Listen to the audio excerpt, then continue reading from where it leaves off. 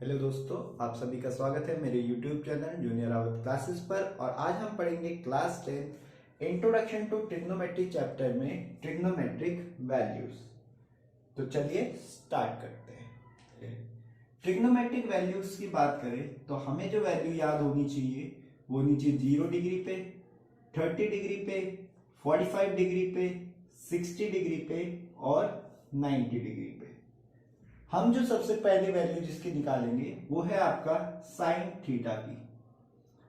अगर sine theta की बात करें तो हम वैल्यूज कैसे निकालते हैं, इसको निकालने का तरीका है हमारे पास कि भाई 0, 1, 2, 3, 4 इस तरीके से लिख लो। उसके बाद हर एक नंबर को 4 से डिवाइड कर दो और आप क्या करें, पूरे के पूरे नंबर पर रूट लगा दीजिए।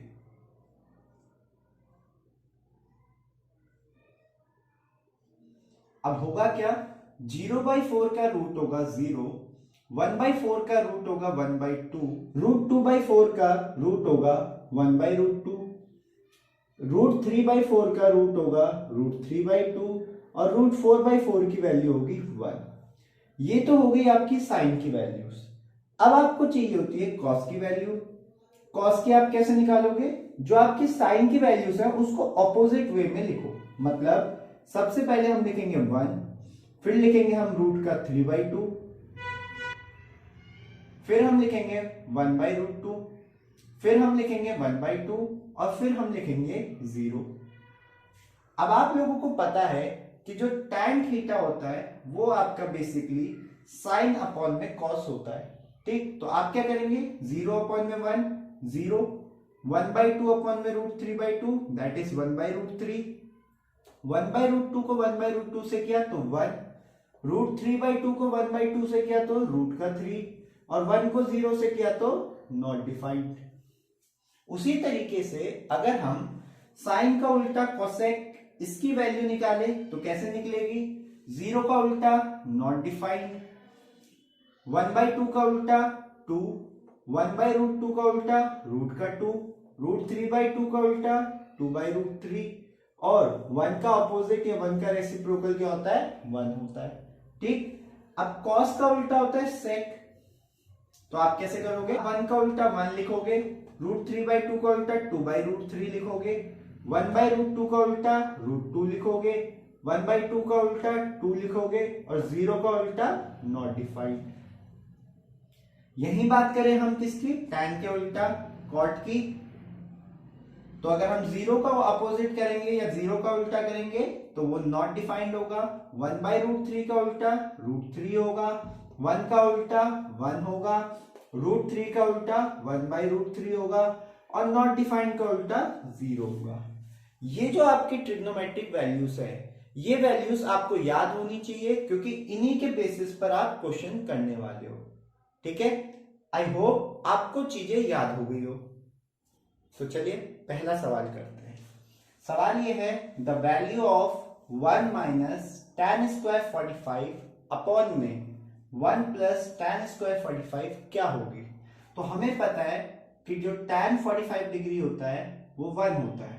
दैट इज जब मैं 1 पुट करूंगा तो ये हो जाएगा 1 स्क्वायर अपॉन में 1 प्लस 1 का स्क्वायर, तो 1 माइनस 1 का स्क्वायर कितना हो गया, 0। दैट इज मेरा जो आंसर होगा वो क्या होगा, डी होगा। ठीक, तो चलिए ये है हमारा अगला सवाल। tan a बराबर 1/√3, tan b बराबर √3, तो बताइए tan a प्लस b की वैल्यू क्या होगी। हम इस सवाल को कैसे करेंगे, हमें पता है अगर हमें tan a 1/√3 दिया है तो tan की वैल्यू 1/√3 कब होती है, जब tan कितना डिग्री होता है, 30 डिग्री। यहां से हमें पता चलता है कि जो a है मेरा एंगल वो कितना होने वाला है, 30 डिग्री। उसी तरीके से जब मेरे को tan b दिया है, जो दिया है मुझे रूट का 3, मुझे पता है कि ये वैल्यू जो है आपकी tan 60 की है। दैट मीन्स जो मेरा b है वो कितना डिग्री है, 60 डिग्री।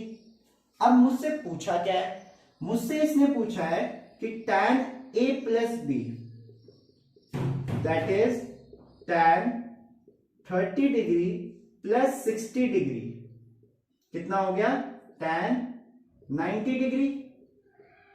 tan 90 हमारा नॉट डिफाइंड होता है, दैट इज इंफिनिटी होता है। ठीक, तो ये है हमारा अगला सवाल जो है m tan 30 cot 60 अगर sin 45 cos 45 के बराबर है तो m की वैल्यू बताओ।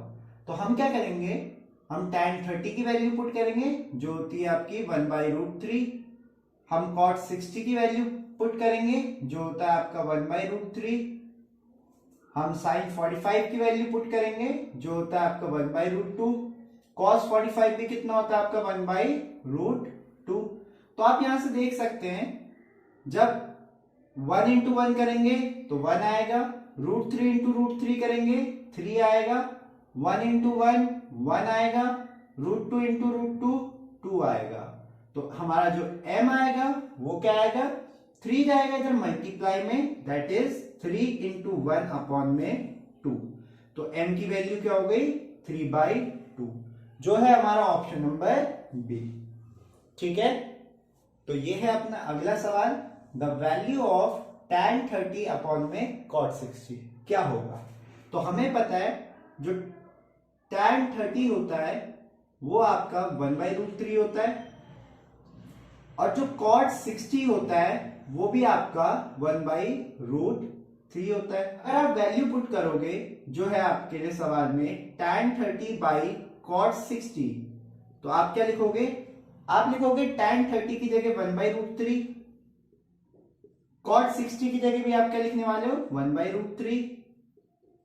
तो आपको पता है पास वाला पास से और दूर वाला दूर से मल्टीप्लाई होता है, दैट इज 1 इंटू √3 अपॉन में √3 इंटू 1, √3 से √3 कैंसिल आउट, तो जो हमारा आंसर है वो कितना आएगा, 1 आएगा, वो है आपका ऑप्शन नंबर ए।